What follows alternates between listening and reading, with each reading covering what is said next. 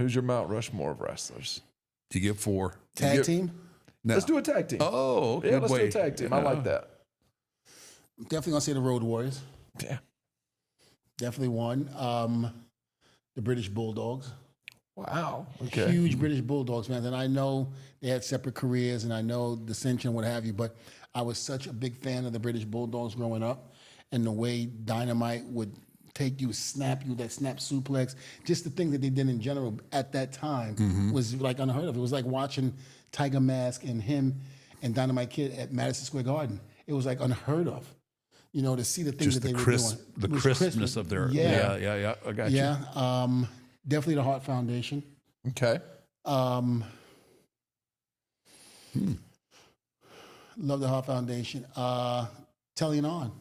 That's what I'm talking about. Telling On. Yeah. You know you're wrestling. He's an old school WCW. He's a WCW Yeah, guy. I'm a big 4-horseman. But see, here's the deal. In Brooklyn, in New York, remember, they didn't really, because when I was growing up in the projects, we didn't have cable like they did, like the, Long Island, things like that. So we had like a little box, and it would switch. You press the switch, and it would go from regular TV to HBO.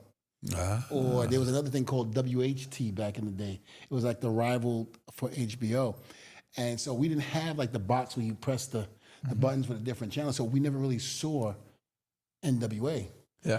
WWE was the market in New York. Yeah. And that's really what we got. The only time you saw it is when you had that little TV with the top knob on the front, and the second one with the, what was it, U something? UHV or something. Yeah. You had like, Came in real grainy. right. And, So it was like, the top one, I think the final one was 13. Then you go on the bottom knob, and it had all the way up to 50 something.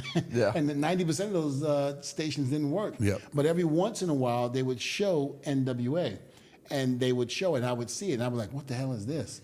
This ain't WWF. Yeah. At the time, I was like, what is this? And sure enough, that's how I got to know about Ric Flair and the Telling On and the Four Horsemen, Lex Luger, all of those guys. That's how I learned, because of watching it on the U channel. Wow. Yeah, because we didn't have it. Again, we didn't have it back then. That's a good. So it was very, very hard to see NWA back then.